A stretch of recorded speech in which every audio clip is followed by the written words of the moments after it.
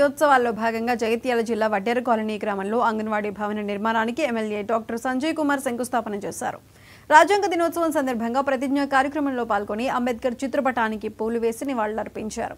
ఈ సందర్భంగా ఆయన మాట్లాడుతూ భారతదేశం లౌకిక ప్రజాస్వామ్య దేశంగా ఉండటానికి కారణం అంబేద్కర్ అని కొనియాడారు.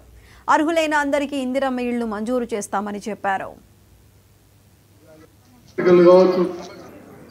కొన్ని చాప్టర్స్ షెడ్యూల్స్ ఇవన్నీ ఉంటే మళ్ళీ కాలానుగుణంగా ఎట్లయితే మనం ఇల్లు కట్టుకుంటే మార్పులు చేసుకుంటామో, వ్యవసాయంలో మార్పులు తెచ్చుకుంటామో, కుటుంబంలో మార్పులు ఉంటాయో, మరి దేశంలో కూడా పరిస్థితులకు అనుగుణంగా 106 సార్లు మనం అమెండ్మెంట్ చేసుకున్నాం.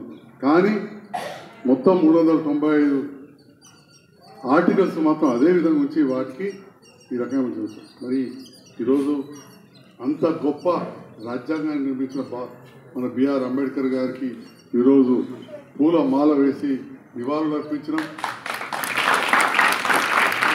దాంతో పాటుగా జగిత్యాల నియోజకవర్గం నాకు తెలుసు, మరి జిల్లా అంతా తిరిగే అధికారులు ఉన్నారు నాకు తెలియదు, కానీ దళితులకే ప్రత్యేకంగా ఒక గ్రామ పంచాయతీని గౌరవ ముఖ్యమంత్రి రేవంత్ రెడ్డి గారిని అడిగి జగిత్యాల నియోజకవర్గం బీర్పూర్ మండల్ నర్సింహపల్లిలో ఇంద్రనగర్ ఏర్పాటు చేసిన అని చెప్పి సందర్భంగా తెలియజేస్తున్నాను.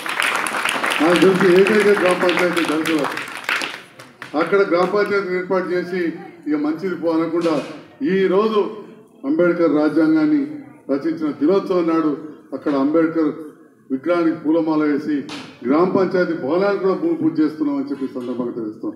20 లక్షలు మంజూరు చేసినాం. అంటే ఈ రకంగా జగిత్యాల ప్రాంత అభివృద్ధి కోసం వివిధ పథకాల ద్వారా ఎక్కడ అవకాశం ఉంటే అక్కడ